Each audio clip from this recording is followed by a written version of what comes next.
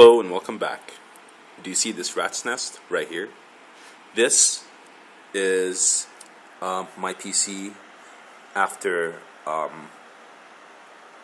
I've leak tested it, and now it's running. I'm actually running Prime 95. I think this is small FFT. I'm not entirely sure. And under load, the highest score reaches about 47 degrees. It says there on the max. That's not too bad. That is not too bad at all. I'm gonna go ahead and turn down the fans here. So far, you can't really see the beauty of it just yet, but it really is a beautiful thing. Come on, get in focus so people can see. There you go. So, slight changes to the loop, and also a huge mistake that I did. But hopefully I'll fix it the next time I drain if I happen to change the coolant for whatever reason. So here is the res right here. Okay, so it goes res. If you can see two tubes coming out. Okay, so if you look at the top one, it goes top is the outlet, by the way.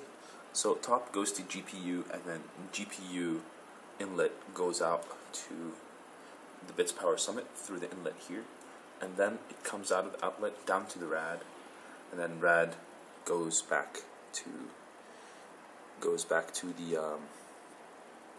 res. Now, one major problem I've had was because I was so incredibly stupid. You see this D5 pump here? So I mounted the system the first time without putting the O-ring in. It was such a stupid mistake. I can't believe I missed that. So I didn't put the D5 O-ring in, and it caused this. It wasn't a massive leak, but it was very noticeable straight off the bat. So it was 4 in the morning yesterday. I was really eager to get the PC up and running, but after I saw that leak, I just felt so discouraged, and I thought, well, screw it, I'm just going to go to bed. So I did, and I woke up this morning, and I drained the loop back into this to the bottle, and then put the O-ring into the pump, and refilled the loop. And one thing that also bothered me about the Bay Res and the D5 in this case in general is one setback about having to mount the D5 straight onto the Bay Res and bolt it into the case is that the vibrations really tend to travel throughout the entire case. It becomes very, very audible.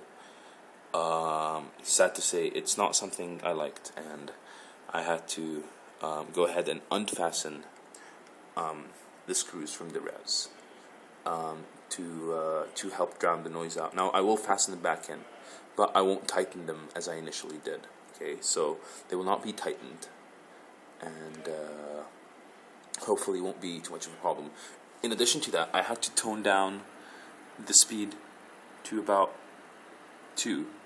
Speed variable. See, the variable is at 2. It's not too loud. It's not too high, and this really mitigates the vibration. If I press it up against the case, it's not really audible. Now I'm hearing this annoying clicking sound here. I don't know what it is. I'm gonna have to. It's there. I don't know what it is. It's very annoying. I'm gonna have to check that out. Another thing I had to do was I had to remove the fan, the filters from the bottom of the case, because it actually stopped the fan spinning. Now, what a huge bummer. I was actually looking to keep the filter there so I can keep my case nice and clean, but I guess I'll just have to air blow it a bit more often than I initially anticipated. But no matter, the loop is up and running. So far I can see it looking spectacular. It doesn't look too good now, like I have the power buttons hanging off here. My SSD is literally hanging on my trash can. But it works, and that's what matters. It works, and I'm so happy. So I really love these heat killers right here. You can't really see them because my camera sucks, but the Heat Killer GTX 680 is mounted pretty damn good. And previously when I had the WindForce 3 cooler in there, under load, that's for Mark, with everything maxed out, I think times 8 AA. With Furmark, the temperature used to max out at about 64 degrees.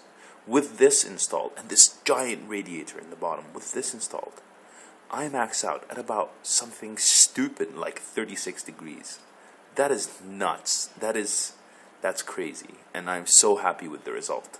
And I love how this is installed. Initially, if you look at the inlet and the outlet, okay, so the water comes in through here, and then it cools the VRMs first, then it heads the core, and then back out into the processor.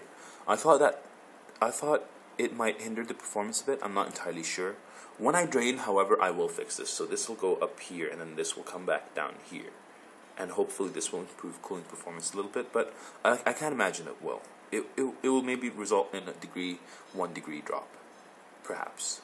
So this is just a slight update regarding this build. I'm really happy with it.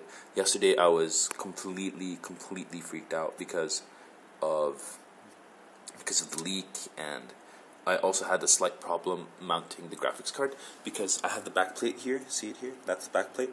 So it looks really nice. I love how that turned out. Okay, so while mounting the back plate, I had a slight mishap with the screws, and at one point I dropped the graphics card onto the table. It wasn't a huge drop, it was about 10 centimeters, but it was dropped while the water block was attached to it. So that was incredibly scary. However, I got it booted up. It's right here. Boots up. It works great. I'm really happy with it, and I look forward to really just pushing this system really far when I eventually get it packed up. I really am looking forward to overclocking this system, and I'll report back with any results. For those who are interested in how I drain the loop, so here's my D5 res, here, XSPC res. You can see this fitting here. Okay, so the reason why I was able to attach this fitting, this port right here is not G1/4. It's not. You have to buy, see this little silver part here? You have to buy this separately in order to turn the threads that are out on the outside into G1/4. Now, you can kind of see the O-ring in here, but it doesn't matter because this is just a fill drain port. But anyways, if you can buy this, it made draining a whole lot easier because I literally just flipped the case like that, and this was hanging off the table, and I had a funnel. It's over there. So I just had all the liquid drip back into the bottle, and it was really easy because there's no point throwing out the coolant already. I have an extra bottle. It's in the box that came from Performance PCs, and I'll use that later on in the year, maybe December or a bit past the New Year's, like sometime in February. So this has just been an update. I hope I didn't talk too much. I'm so sorry. I'll be back with more. See you soon.